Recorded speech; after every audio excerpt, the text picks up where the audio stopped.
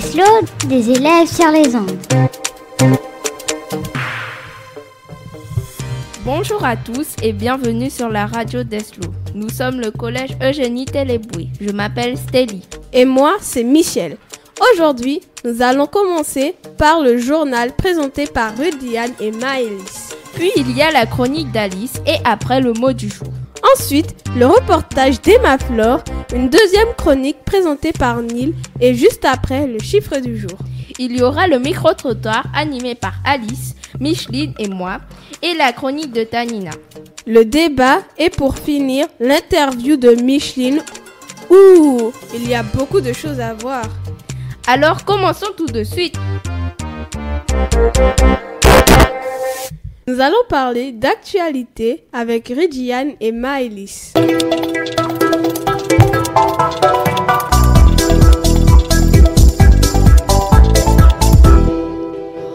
Bonjour, je m'appelle Rudiane.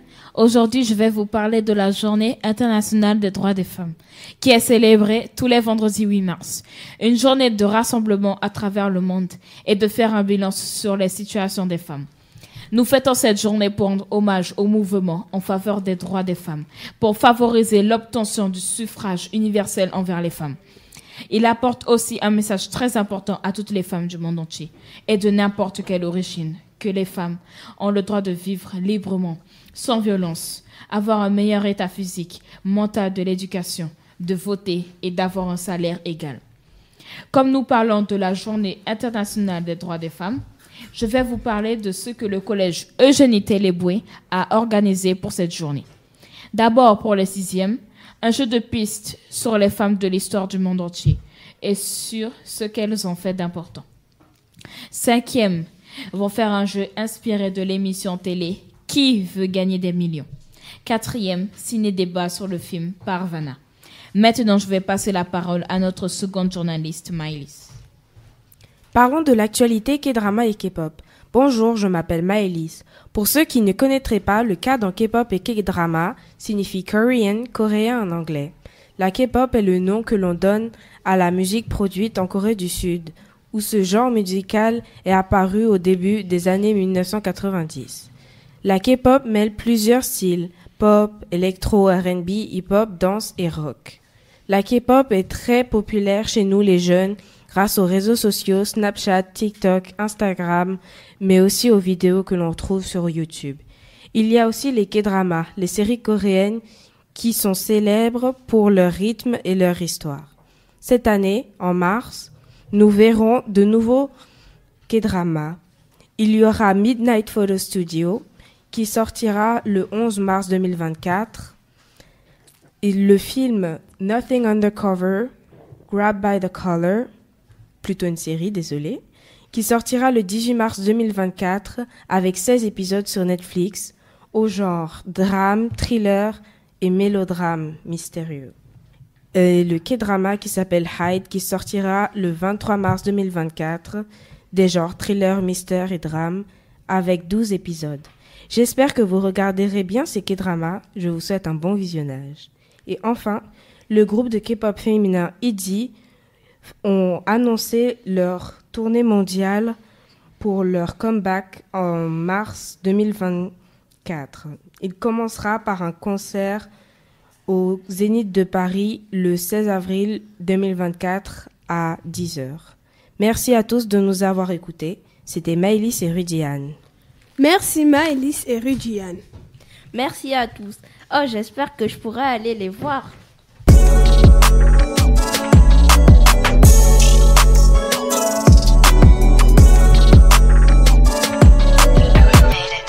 Ce sport fait beaucoup parler de lui, mais connaissez-vous son histoire ? Alice va vous raconter l'histoire du hip-hop.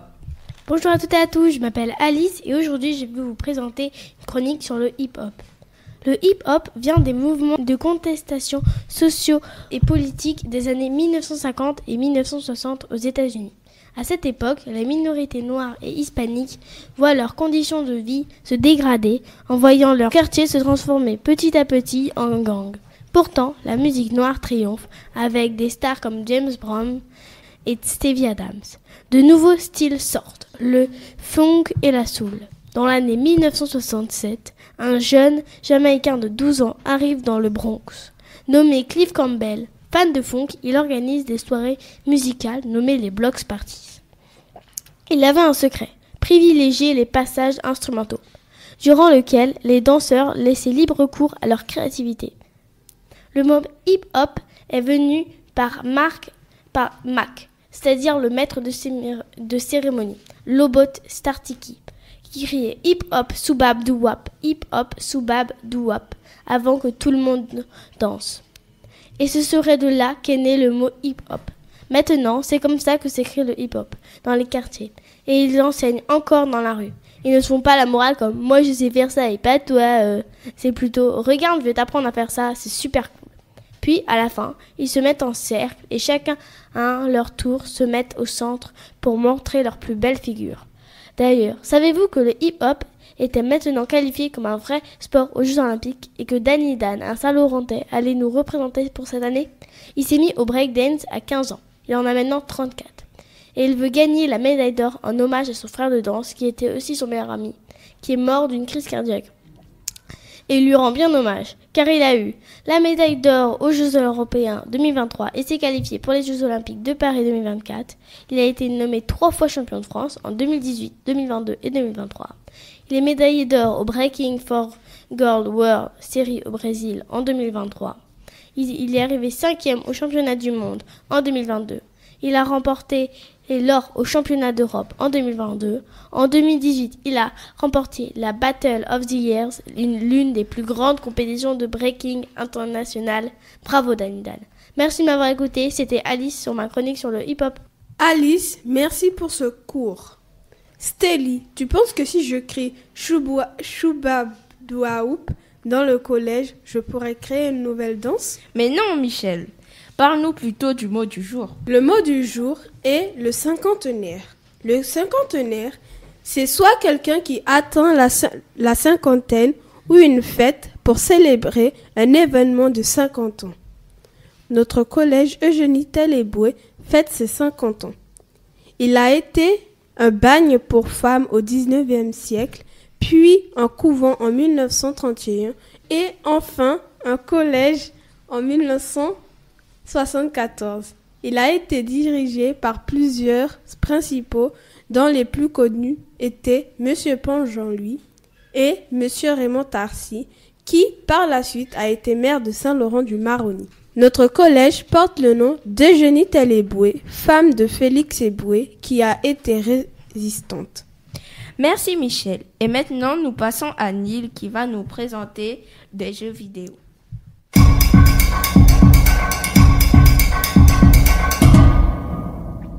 Bonjour à tous et à toutes, je vais vous parler de 2 jeux vidéo qui vont sortir au mois d'avril. Le premier jeu serait Saga Emerald Bayonne, ça veut dire Saga Émeraude au-delà. C'est un jeu d'action et de combat. Le but est de visiter 17 mondes uniques et totalement différents, contrôlés par 5 sorcières et 7 monstres terrifiants. Brrr, ça fait peur au dos. On peut y jouer tout seul, mais par contre, on peut pas jouer en français, mais en anglais, du moins pour l'instant. Le jeu sera présenté dans différentes plateformes. Plateforme signifie console où on peut y jouer, comme PS5, PS4 et Switch. Ce jeu est classé PEGI 16, c'est-à-dire 16 ans et plus. C'est dommage pour ceux qui ont moins de 16 ans, comme moi. Le jeu sortira le 25 avril 2024. Mais je vais vous parler de Demon Slayer Sweep the Board. Et oui, j'ai bien dit Demon Slayer. Un jeu plein d'action et peuplé de démons. Le but est d'accomplir des mini-jeux. Ce jeu est sorti d'un manga. Je pense qu'on aime tous cette pépite comme moi. Ça se joue sur Switch seulement, créé par Aniplex Ufotable. Il sortira le 26 avril 2024. Il est classé PEGI 16. Pour certaines personnes qui sont fans de manga, je vous conseille d'y jouer parce qu'il sera bientôt disponible en français. Tu peux débloquer des personnages ou des accessoires. Aussi, plus on monte de niveau, plus les mini-jeux sont difficiles. Il aura des saisons, veut dire plus de personnages, plus d'accessoires et plus de mini-jeux. Merci pour écouter et j'espère que vous allez y jouer parce que ce jeu il a l'air très cool. Je pourrais pas attendre jusqu'au 26 avril pour y jouer. Merci Neil. Maintenant, Emma Flore va parler des cartes Pokémon. Chers auditeurs et auditrices, aujourd'hui je vais vous parler des cartes Pokémon. Les cartes Pokémon ont été créées en 1996 et sont apparues pour la première fois au Japon, 8 mois après la sortie du jeu. Oui, le jeu vidéo est sorti avant les cartes. Je vous parle des premiers jeux vidéo Pokémon sortis sur la Game Boy, il y a plus de 20 ans. Sur la boîte, il y avait la version rouge avec Dracofeu et pour la version verte, Florizarre. Je n'y ai jamais joué, mais mon père m'a raconté que c'était un jeu génial. Mais revenons aux cartes. On y joue toujours en 2024. Bien que le design ait changé, les cartes font toujours fureur de nos jours. Publiées par Media Factory, les cartes japonaises sont éditées par The Pokémon Company depuis 2013. Pourtant, ce type de jeu existait déjà avant. Connaissez-vous les cartes Magic? Non? Pourtant, c'est l'ancêtre de tous les jeux de cartes confondus, y compris Pokémon. Les cartes Magic sont des cartes héroïques du type Heroic Fantasy. Créées en 1993, des jeux avec un monde rempli d'elfes, de chevaliers, d'ogres qu'on peut collectionner ou faire des combats. Aujourd'hui, il existe plus de 30 000 cartes Pokémon, dont des rares comme les X, les GX, les V, les VMAX, les Terra Crystal, les Arc-en-Ciel, les Dorés et les Full Art. Il existe aussi les Pokémon Radieux. Dans les cartes simples, on peut retrouver les holographiques, ce sont les cartes qui sont brillantes. Pourquoi aime-t-on tant les cartes Pokémon? Je pense que c'est la sensation de devenir un dresseur au moins un petit temps. Aussi la sensation quand tu ouvres un paquet de cartes. À ce moment précis, on ne sait pas encore si tu vas avoir une carte rare ou pas. Cette sensation que je trouve vraiment bien. Car après tout, tu peux faire plein de choses avec des cartes Pokémon. Tu peux les collectionner, faire des combats avec tes amis, échanger ou les donner, même les garder exposés, comme ça. On peut les revendre. Bref, pour moi, c'est un peu un rêve qui se réalise. Et vous en pensez quoi, chères auditrices et auditeurs? Je vais vous expliquer les vraies règles des cartes Pokémon.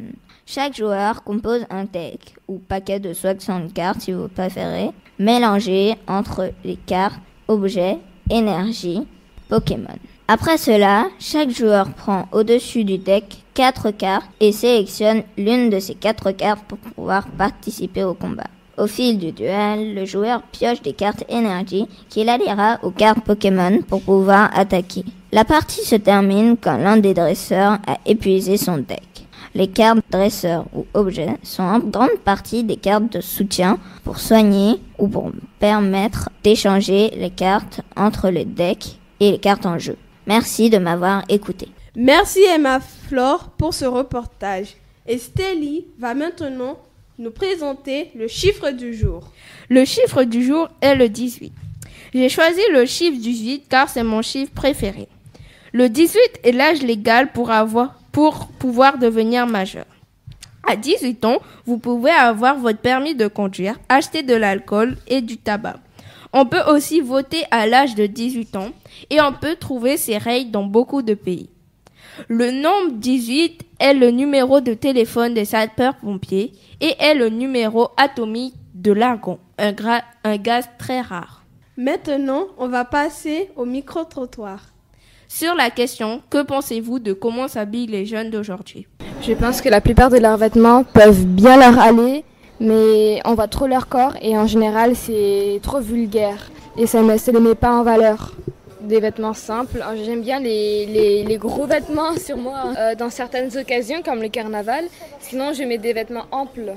Donc alors, cette question est un peu générale, je vais y répondre en y apportant quelques arguments. Je pense que tout simplement, ici par rapport à la culture, les jeunes reproduisent surtout ce qu'ils voient en fait. Donc si je parle des jeunes en général, je parle aussi des jeunes filles qui reproduisent tout simplement la manière dont s'habillent leurs aînés, leurs grandes sœurs ou même leur mère et par imitation elles font la même chose, je dirais. Et puis aussi il faut avouer qu'à Saint-Laurent il n'y a pas vraiment une variété de choix au niveau des habits, que certaines familles sont assez restreintes au niveau de leur choix, au niveau aussi économique. Donc ils n'ont pas trop le choix de prendre ce qu'il y a. Voilà. Avec des arguments et quelque chose de plus constructif, c'est ce que je peux dire en fait. si on peut comment s'habiller les jeunes, c'est cette réponse-là que je peux vous apporter. Alors personnellement, il y a certaines tenues qui sont relativement choquantes. Je pense que les jeunes devraient prendre le temps de rester jeunes, de rester enfants. Il y a certaines tenues que je vois en rue et qui me choquent totalement. Ok, comment s'habiller jeune? Moi, des fois, j'ai un petit peu de mal. Après, ça dépend. Des fois, tu as des jeunes qui ont des habits traditionnels. Ça me plaît bien parce que c'est joli. Au moins, c'est d'origine. Ça, il n'y a pas de problème. Mais j'ai plus de soucis avec les jeunes qui mettent des marques ou qui prennent des chaînes en or ou tous les trucs voyants. Ça, j'aime pas trop parce que ça fait un peu trop. Et par rapport à ça, je trouve qu'ils font trop en mode... bien, on va faire les bad boys, on va faire les gangs, tout ça, et c'est plus trop dans la culture à la base, nature, tout ça. Alors que les tenues traditionnelles, j'aime bien, parce qu'à la base, c'était par rapport à leur culture et c'était plus dans la faune, la flore.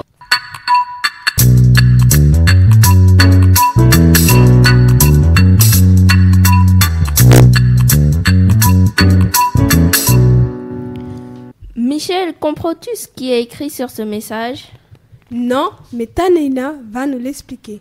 Alors oui, effectivement, nous allons parler de l'évolution et de la problématique liée au langage des jeunes d'aujourd'hui. De nos jours, nous avons remarqué que notre langage est différent de celui de nos parents et de nos grands-parents, que ce soit par SMS ou autres moyens de communication. Les jeunes préfèrent les abréviations, notamment « tu fais quoi » devient TFK, TFQ, je sais pas, JSP. À l'écrit, ceci peut poser des problèmes de compréhension et de confusion entre générations. Par exemple, ils utilisent des mots comme wesh et sarabai ou sakabai, qui veut dire en gros, ça dit quoi. Yo pour appeler quelqu'un. Et pour finir avec les exemples, nous allons parler du terme bad boy, bad girl, qui viennent des Antilles anglaises, les West Indies, comme la Jamaïque, Saint-Vincent et autres. Cet énoncé discuté par les jeunes pendant les bagarres ou autres veut dire mauvaise fille ou mauvais garçon. Pour ne pas faire long, fermons cette parenthèse. Du coup, le problème aussi se pose au niveau scolaire ou académique, au moment des rédactions, car dans les livres qui datent du XVIIe siècle, comme L'école des femmes, une comédie de 1662, ou L'Avare, qui est aussi une comédie, mais qui date de 1668. Nous constatons donc que le langage n'est pas du tout le même dans le monde académique de maintenant. Il peut nuire à l'image intellectuelle d'un jeune parce qu'il sera considéré comme mal instruit et indiscipliné s'il utilise un langage familier avec certaines personnes. Personnellement, je ferai court. Je pense que nous devrions faire extrêmement attention à notre langage et son entretien pour ne pas se retrouver avec les mots vides de sens et mal orthographiés. Il y a des jeunes qui les utilisent pour se moquer ou insulter, ce qui dégrade la vision sur les jeunes, qui se construit sur ces bases. La langue se dégrade dans toutes les autres langues, donc ne pourrons rien y faire. Nous sommes des enfants, adolescents, restons-le, et prenez garde à votre manière de parler à l'avenir. Ça pourrait refléter ce que vous êtes ou seriez à l'avenir. Merci à vous pour le temps de parole. Merci Tanina. Et nous allons passer tout de suite au débat avec Alice, Michel, Tanina et moi. Sur la question, que pensez-vous de l'aide des tâches ménagères au sein du foyer ? Moi, je pense qu'il faut répartir les tâches des plus petits aux plus grands, de sorte que les plus grands reçoivent un peu plus de ménage que les plus petits. Moi, je suis pas vraiment d'accord, parce que c'est pas possible. Mon frère, moi, je suis là, je fais toutes les tâches ménagères. Mon frère, il se repose. Non, c'est pas bien. Faut faire équitable entre âge et filles-garçons. Moi, je pense que c'est aux parents de le faire, puisque nous, on est déjà à l'école, on a déjà nos responsabilités scolaires, et on va pas se mettre plus en pression pour à la maison encore. Je suis pas trop d'accord avec Tanina. En vrai, je pense que si on aurait été parents, on serait bien contents que nos enfants viennent nous aider. Mais il faudrait créer une égalité entre filles et garçons, parce que y a des garçons qui disent que les femmes, c'est eux qui doivent faire le ménage, la cuisine, qui doivent garder les enfants, tout ça. Et je suis pas vraiment d'accord. Je pense qu'il faudrait que les tâches doivent être réparties équitablement. C'est vrai, t'as raison. Je pense aussi qu'il devrait faire genre de tableau avec les noms, les prénoms, l'heure et le temps. Et le temps marqué sur ce tableau pour quand faire le ménage et à qui de le faire. Moi, en vrai, je suis d'accord avec toi parce que c'est pas aux garçons, c'est pas à nous de faire tout. C'est voilà quoi. Moi, je pense que les garçons devraient faire les tâches ménagères aussi, puisque nous, quand même, on a trop de choses à faire aussi. Et puis, il faudrait avoir une certaine égalité. Et les hommes aussi doivent faire. On est en mars, c'est le mois des femmes. On peut quand même, pour ce mois, appeler notre homme capable, quand même, pour qu'il mette un peu de sa patte. En vrai, pour les parents, je sais pas, les pères, les grands-pères, ils disent, ouais, ils restent dans leur vieille mentalité, ils disent que c'est pas à eux de faire. Et genre, c'est à la femme de faire les tâches ménagères, qu'il n'a pas à faire tout ça. Mais en vrai, je suis pas d'accord. Il faut que tout soit bien réparti équitablement. Vous êtes pas d'accord avec moi? Bah si, moi aussi je suis d'accord. Parce qu'en fait, moi je trouve que c'est aussi important de faire les tâches ménagères parce que déjà les parents, déjà ils doivent venir, ils se passent la journée au travail, ils viennent nous chercher et tout, donc c'est bien quand même des fois de les aider parce que des fois ils couchent sous la pression. Oui, je suis d'accord avec Célie, puisque les grands-parents, ils ont leur vieille mentalité, alors que en ce moment, il y a une nouvelle génération qui se prépare, les mentalités changent, on n'a pas les mêmes... En fait, on change de mentalité, quoi. Donc, je suis d'accord avec Célie et tout. Et puis, bon, les hommes aussi, ils doivent faire un peu, quoi. Donc, tout le monde est d'accord sur le fait que tout le monde à la maison doit faire sa part de tâches ménagères, les enfants et les adultes, les filles et les garçons, et que tout le monde doit avoir une part égale de ce qu'il y a à faire de la maison. Ouais. Oui, ouais. c'est vrai.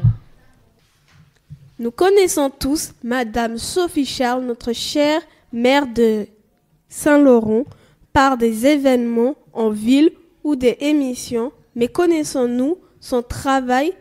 Grâce à Micheline, nous allons la connaître. Bonjour Madame la maire. Bonjour. Nous allons vous poser quelques questions. Mais avec plaisir.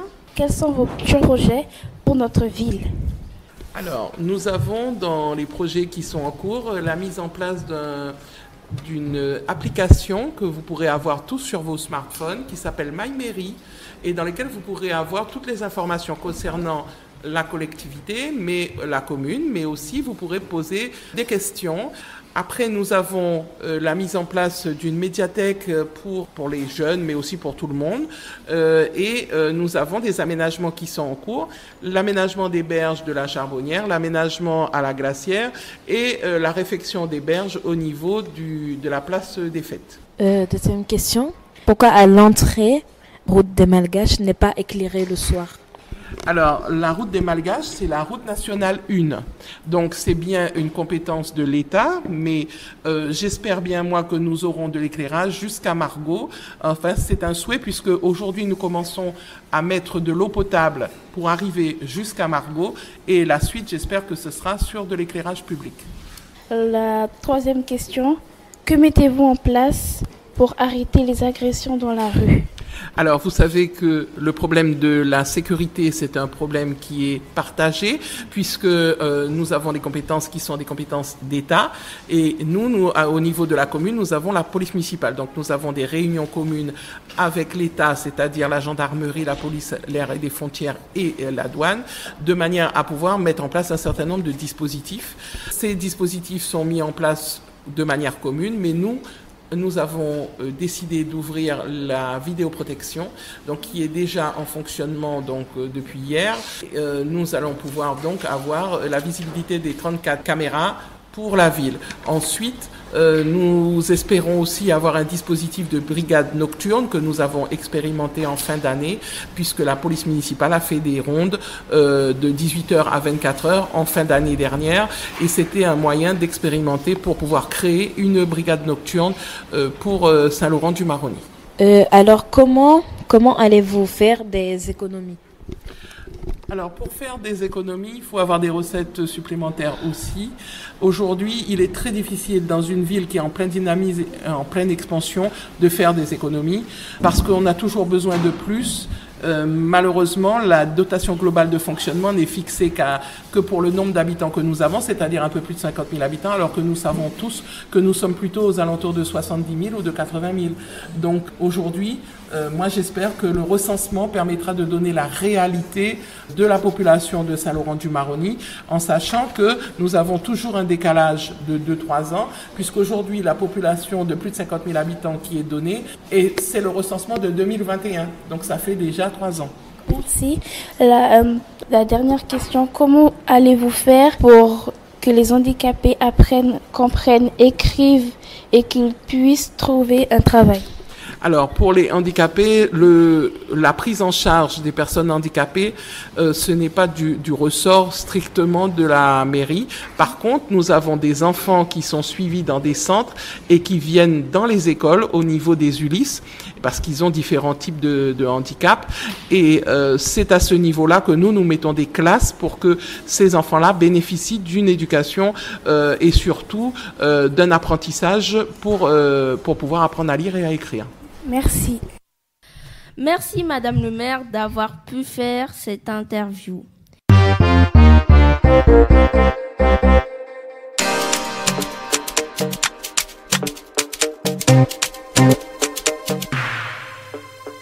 Et malheureusement, c'est déjà la fin. Et merci de nous avoir écoutés. Au revoir.